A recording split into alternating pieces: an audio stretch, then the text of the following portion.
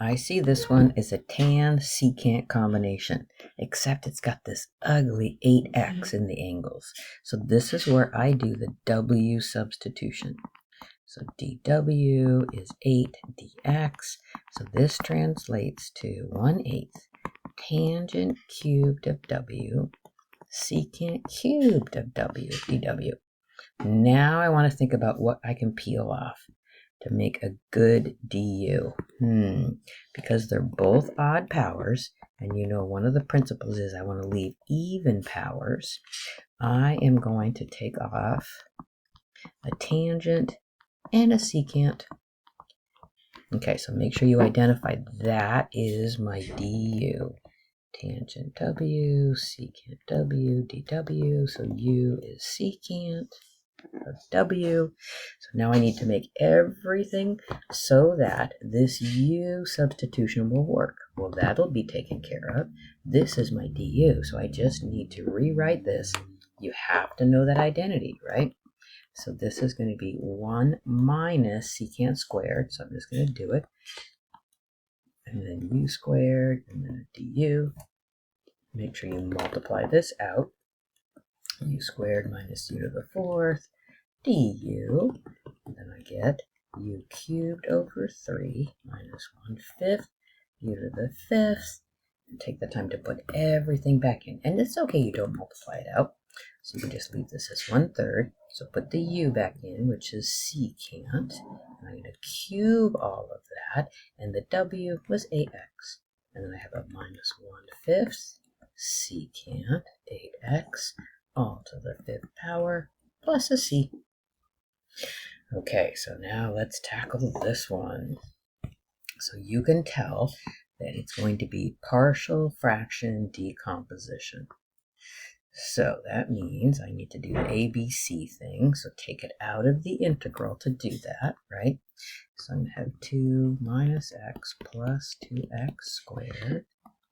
So I'm looking at, this is a linear factor, and this is a quadratic factor, right? So they're different.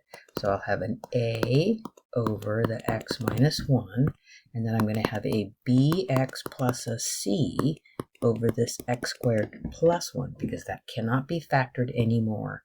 So then what you do is you multiply both sides by this denominator, right? So this and this, I'm not going to write them in, I don't have room.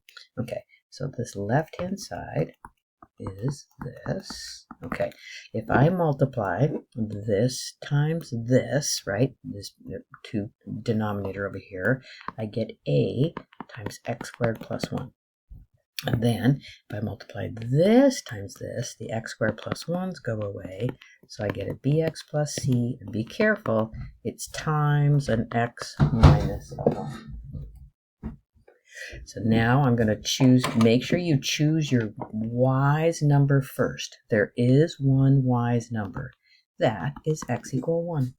Because when I plug in x equal 1, that's gone. So remember, you have to plug in x equal 1 on both sides. Then I'm going to put x equal 1, so I get 2 minus 1 plus a 2 equals a times a 2. So then I get a 4 minus a 1, so that's a 3. So that gives me a is equal to 3 halves. Okay, partway there. So now let's look to see what else I can do. I would not suggest plugging in random numbers, because that'll just give you a system of equations. That's just going to be challenging. Let's see. I want to find b. So to find b, I'm going to compare the x squared coefficients. So on the left-hand side, I see I have a 2 in front of the x squared. On the right-hand side, I'd have a, which I know is 3 halves. And then if I multiplied this out, I'd get a bx squared, so that plus b. So then if I take 2 minus 3 halves is b, so then that means that b is equal to 1 half. Okay, so I'm just going to write it here. B is equal to 1 half, just so I have room to go work on finding the c. Be careful in finding the c, because let me just get some colors going on here. This right here has a lot in it, right? So we could do the x terms or we could do the constant terms. Just be careful. It might even be useful to write this out. So this is bx squared minus bx plus cx minus a c. So let's see, since I want to find c, I'm thinking, hey, let's go for the constant terms. So the constant terms on the left-hand side would be 2. On the right-hand side, I would get this number a times 1. Oh, a is 3/2. And then the constant terms here would be minus c. So then I would get 2 minus 3/2 is c. Oh, will you look at that? C is 1/2 again. Okay, now we need to go plug that information into this. Good thing you've got it nicely written so that you know where to plug everything in. So, oh, don't want to erase those guys.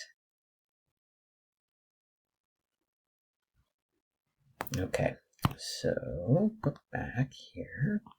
So now let's do it. So I've got integral of 3/2 over x minus 1 plus my b 1/2 x plus my c 1/2 over x squared plus 1 all dx. It's really nice to be able to separate this so then I can pull the fractions out in front. So I'm going to do that. I'm going to say this is the same thing as saying 3/2 times 1 over x minus 1 dx plus. And then I'm going to separate this fraction, 1/2 x over x squared plus 1 dx. And then I'm going to separate this fraction plus 1/2 1 over x squared plus 1 dx. Well, let's see what we've got here. This is an ln guy. This, you've been seeing this in your homework a lot. This would need an easy u substitution. Du would be 2x dx. You'd get another 1/2, so that would give me a 1/4 integral of 1 over u, which is ln. This one you recognize as arctangent plus a c.